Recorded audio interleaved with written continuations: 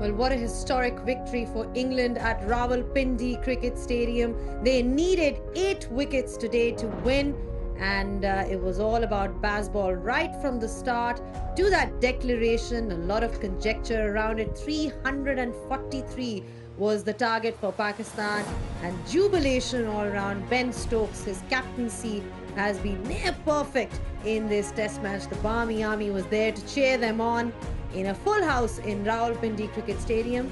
It was an amazing, electrifying atmosphere and thoroughly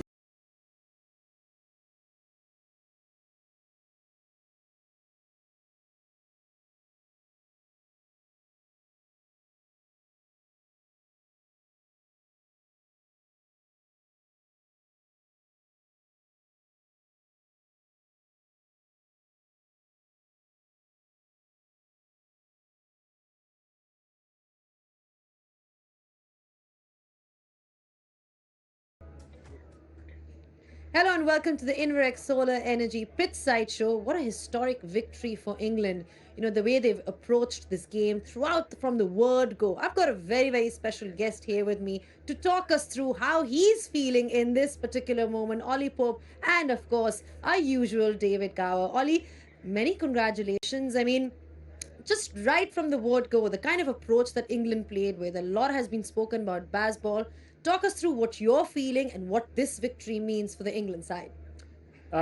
Tired, firstly. That was an amazing 5 days cricket. But honestly, probably the most special win I've ever been involved in. I think the way we played the first innings was amazing. I think sort of obviously Baz and Stokesy inspired us to sort of go out and express ourselves and play freely, and that we did. And then managed to fight for those 10 wickets and with a lot of hard work in that first innings. And then the second innings, there was no question we were always going to go for the win, so we wanted to try and get as quick a lead as we could, obviously, and then give ourselves a chance for that early declaration. And today was just amazing. I think the way Stokesy led us, his field placings, the tactics last night with the bounces early on, I think there was a lot of things that he did right. So although he didn't score his amazing runs as usual, he led us from the front. And it was an amazing win. You're sort of redefining ways in which Test cricket should be played. Really, we speak about Bazball, but that declaration, it was being referred to as rather brave and bold. Whose call was it? I really want to know. I think both Baz and Stokesy. I think there was always talk about making sure we had a bowl on them at day 4 to try and get 1 or 2 wickets. But I think we were a bit surprised as how early it came, the players. But I heard Stokesy talking with Baz, and they were keen to just do it. And I think it sums up how we want to play. We're prepared to entertain the people, entertain the viewers, at the risk of losing. But obviously, our chances of winning go up. So it's an exciting way of playing, and the boys are loving it. You seem to have this fearless way of playing. I mean, at any point as a player, did you feel that Pakistan might get over the line? Because there were moments in the game today where there was a bit of a partnership, or what was the team talk around at that particular point? Yeah, I think probably inside everyone at times felt Pakistan were probably favourites at points. But then we managed to break the partnerships at just the right time. I think we managed to get the ball reverse swinging nicely.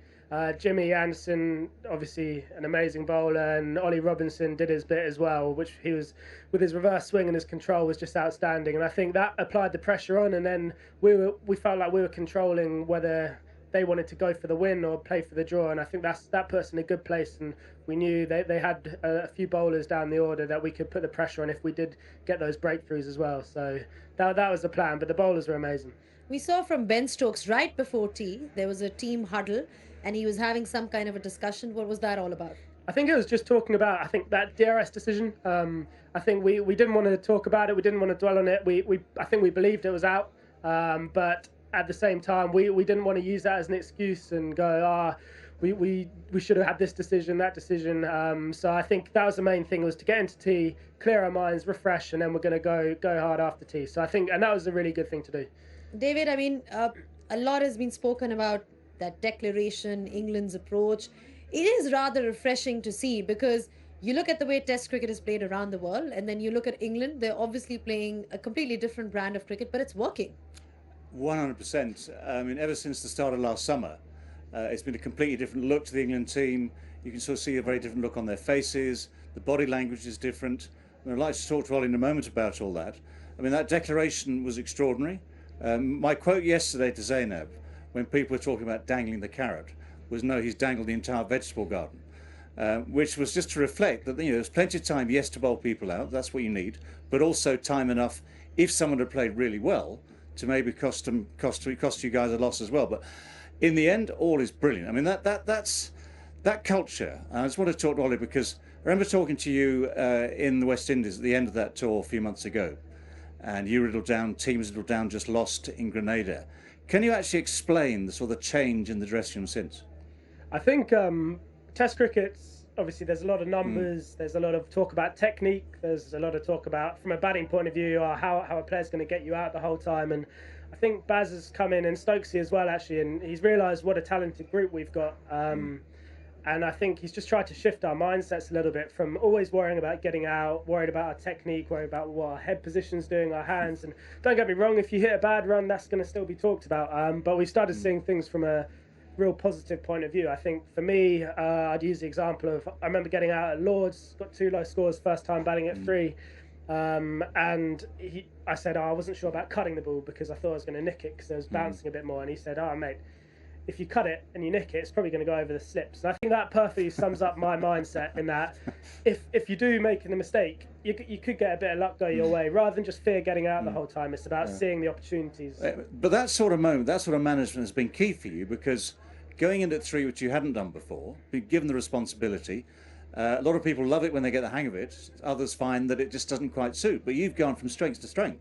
Yeah, and I think I owe a lot to the guys up there. I think they'll obviously say it's down to me, but they've really helped me come out my shell and play like I do for Surrey. And I'm really enjoying that role at number 3. And I think I've realised you don't have to be sort of a slower batsman and bat like not the openers now because they give it a whack. But in the past, I guess they've been seen to take the shine off the ball and really dig in. So I think it's good to change it and almost find a way of putting the pressure back on the bowlers, and that's how I see it at the moment. And I feel like I've got a game that can do that.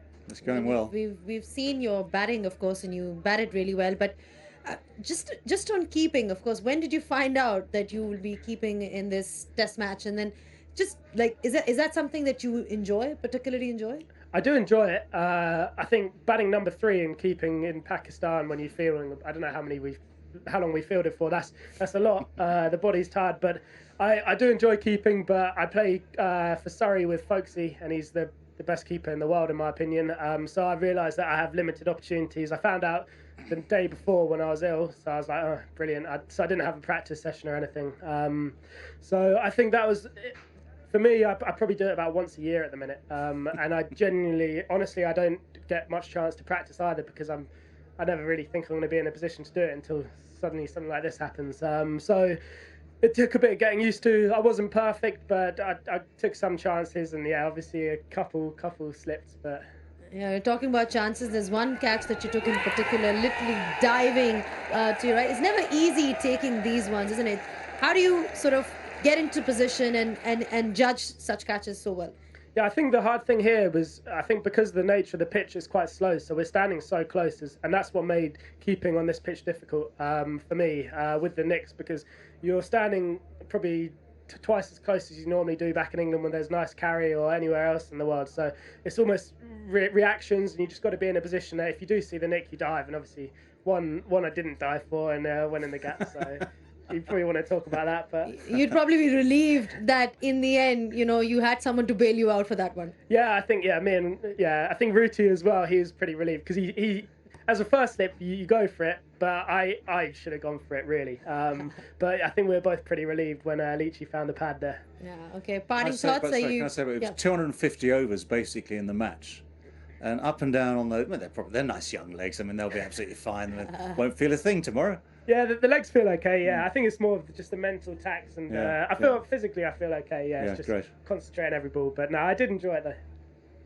Parting thoughts. Are you enjoying yourself here in Pakistan? We've had some great crowds in. Overall, just sum up your experience so far. Yeah, absolutely. I'm loving Pakistan. I think I love seeing the passion for cricket out here. It's amazing. I think similar to back home, people love it, but the people here, they're lovely. They're so welcoming to us, and I'm loving every bit of it. And the crowd, they've been amazing this week as well. Well, I'm not going to keep you here because I think you need to go back and celebrate with the side. Thank you so much for your thoughts, and of course, best of luck for the remaining tour. Thanks very much. Cheers. And that was Ollie Pope with you. Of course, it is an incredible victory for England. We've got more for you, but it will only be after the short break.